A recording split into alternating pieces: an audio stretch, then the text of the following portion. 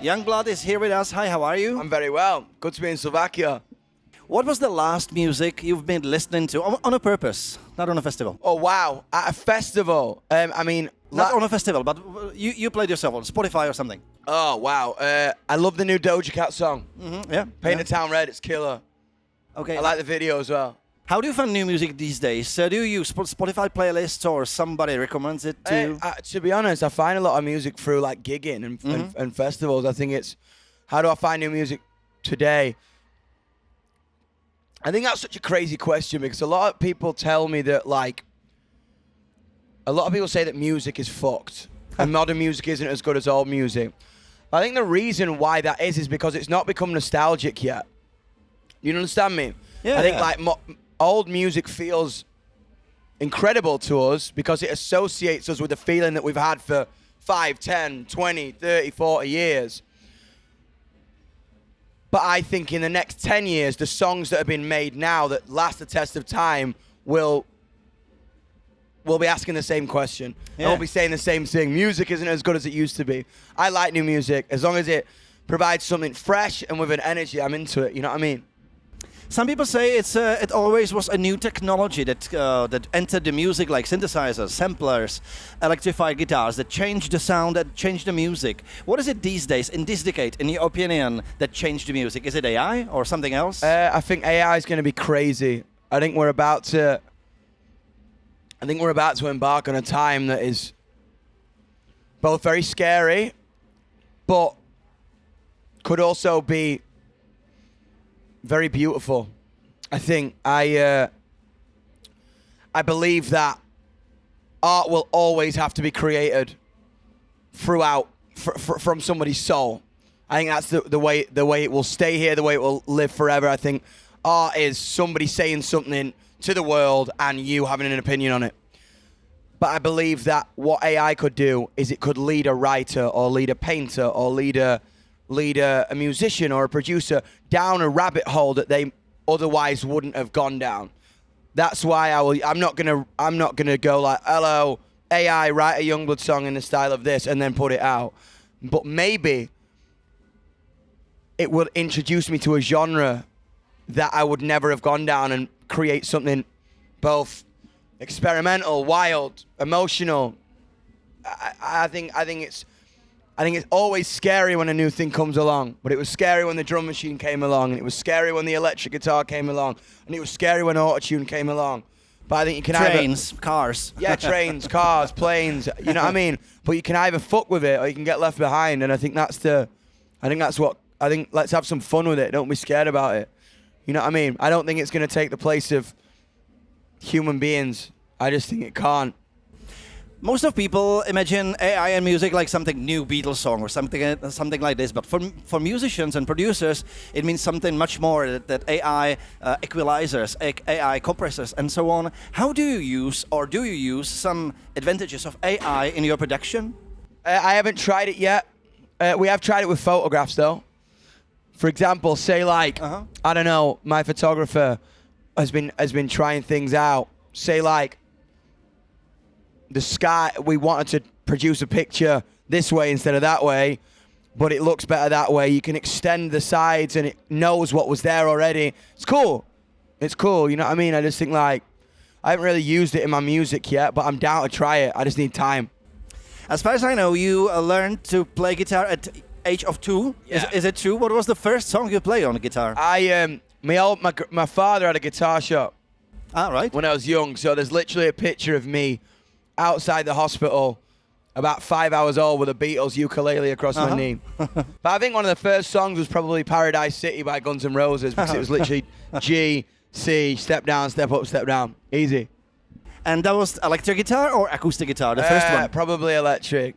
Someone probably wanted me to play acoustic, but I was like, fuck that, I want to play electric. When you write new music, is the guitar the first instrument you pick when you want to try? Guitar or piano, usually, yeah. Or I'll start a vibe with a beat or a drum loop and see what happens, or a sample. So many things can trigger. I think that's why I think now, especially more than ever, it used to be like, with me, it used to be so old school. Sit in a hotel room, what have I got today? But I've been enjoying writing songs by being inspired in that moment. I just think you can get anything, a beat, a loop, a splice loop, anything can just send you down somewhere extremely quickly. Like, I love it when that moment happens, when the song is written in 5 seconds because of an obstacle.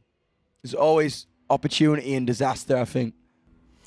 You released or started to release music in 2017, but when you really started to write your music, your songs, and what did you try to say with it? I think that's what I think that what you just said there is cool, because it's like anybody can write songs, and a lot of people are really, really talented. But I believe like what makes you become an artist is when you have something to say. And like, what do you have to say? I think when I started having something to say, I was about 15, 16. Before that, I was writing songs since 10, 11.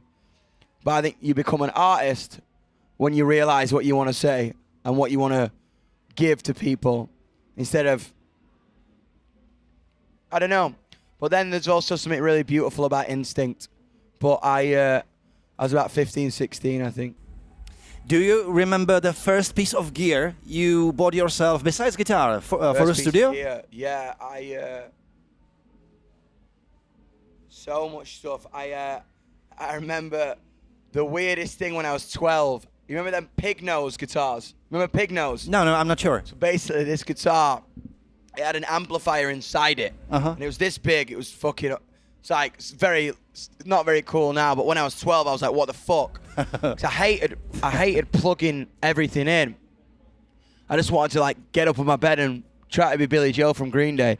I remember I bought this awful fucking thing called a pig nose, where you would literally, as a pig nose, and you turn it on and you turn the amp up and you'd be able to play electric like an acoustic. You'd pick it up, turn it up, and it'd be overdriven. It'd sound sick. It's the first thing I bought at 12. Pig nose. Am I ashamed of it? Maybe, but fuck it. When you started to record your first songs, was it just you and your DAW and your guitar and so on, or you started at the beginnings to work with someone and who produced it? I met someone called Matty in London, and Matty had worked with Massive Attack and done a lot of dub and a lot of drum and bass music. Oh yeah. And I think I've been in studios with previous bands, but I didn't want to. I was bored. I was bored of it. It felt stale. A recording regime like that felt stale to me. I didn't want to wait. You know what I mean? I think that's what is quite refreshing about young artists at the minute. That's why music sounds fresh. I think it's instinct-led. It's almost like the 90s again. You're not spending 5 days on a fucking drum sound. We ain't got time. So much art's coming out. It's like, let's make something with feeling. Like old Oasis records sound like shit, but they've got so much feeling in them. Nirvana records, it was the first record that sounded amazing. You know what I mean? But like, there was so much feeling in it. You know what I'm saying? So I just think with me, it's like, I don't want to spend 5 days on a drum sound. You know what I mean? I think like, if you look at the difference between Oasis and Nirvana, Butch made Nirvana sound incredible. It was the first fucking like grunge punk record that sounded incredible. But they've just got Oasis have just as much feeling in those songs. You know what I mean? Yeah, so I sure. just think it's a two-way street. You can do both. You can create a fucking sonic masterpiece, or you can put something down lying on a couch, and it inspires a feeling and becomes big. I think when I record, we just see what serves the song best. There's a bit of clash between people that say that MP3s and all those digital streaming is ruining the sound of the music, but on the other hand, people are listening to music on iPhones or telephones and so on. So where is the truth in your opinion? What is more important, the feeling, the sound? I just think you can't fuck. I just think you can't fuck with art. I love records from the 50s that sounded like they were recorded in the next room, and I love fucking Britney Spears, who was recorded with Max Martin. I think like art is art, music is music. I don't care. If it makes me feel something, I'll listen to it. You know what I mean? I think that's what's cool. I think like right now, that's why if you look at TikTok, again, it's not something to be afraid of because it's a feeling. Some songs capture a feeling and capture you in 10 seconds. That's not something to be scared of. That's something to be cool. That's cool. For me, I think that's sick. Because of the TikTok, songs are shorter and shorter because it's this 30 seconds limit for the song, and lots of people are trying to do songs shorter. Do you think that it works? It's good for the music, like the short message? I think it's a snippet of a piece of art. It's a taste. That's what I see TikTok is. You don't need to make a 20-second song just because you want it to blow up on TikTok. If you want to make if you look at Lil Yachty's last album, the rapper, Lil Yachty, I think he's fucking amazing. He just made an album that sounds like Pink Floyd, and the first song's 8 minutes long, but he goes on TikTok because you find that snippet. Mm-hmm. I think TikTok is cool because it allows artists to be artists without censorship. If I want to make a 25-minute song, 15 seconds could blow up on TikTok and that song could be the biggest song in the world. Otherwise, I was beholden to the radio and the labels and the TV. Fuck that. It's beholden to the people again. And I think that's fucking sick. We are on a festival right now, which means you are touring. How does it?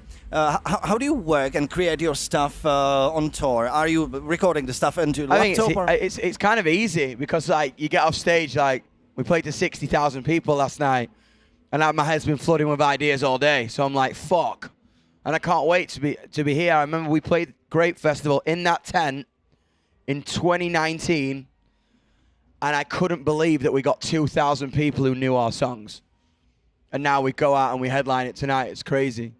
Fucking wild. Are you testing new songs on audience? Maybe. I don't know yet. I think the set's just been so good. We're definitely changing it up. I'm going to put a new song in on this festival run, but like these are the biggest slots we've ever played. So we want to nail it. We want to leave people like, what the fuck? It's not a time for testing. It's a time to fucking blow people away.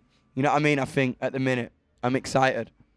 I said your first record or release is for 2017. How does your workflow, recording and composing new stuff change since that? It's 6 years. I think I create like I've always created. Mm-hmm. On the go, in real time. I think more than ever, like right now, I don't want to make another album in the same fucking way I've made my last albums. Because the thing about making an album is you deliver it and then you put it out 6 months later and you're already emotionally over it because you have to wait for vinyl and you have to wait for that. I want to record and release records in real time with no boundary of genre, or I just want to put out feeling records before I go, okay, I'm going to take some time and make an album again, because we're young and we're on top of the world and we love our audience, and I just think like that's why I admire hip-hop. A lot of hip-hop artists, they put out songs like, I think the problem with alternative music is we latch on too much. I just think, put art out, give it to the people. I think at the minute in music, everyone is asking me for something. Buy my song, buy my album, get me to number one, get me to number one, get me to number one, stream my song, do a dance on TikTok. I can't be arsed. I'm bored. I'm just like, how about we fucking give shit? That's why I fuck with hip-hop artists. They give and give and give and give and give and give. And it's not about the numbers.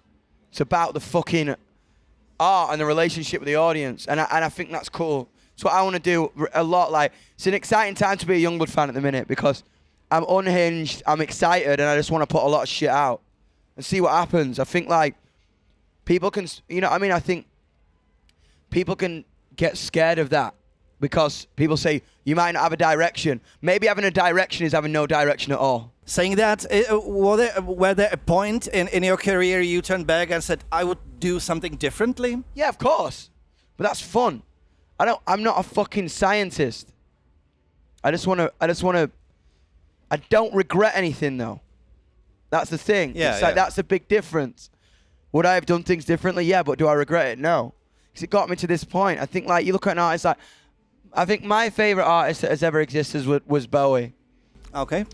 And You know, a lot of people say that, but the reason why I like it is because I relate to him as an artist, and as an artist that has kind of made it, if you want.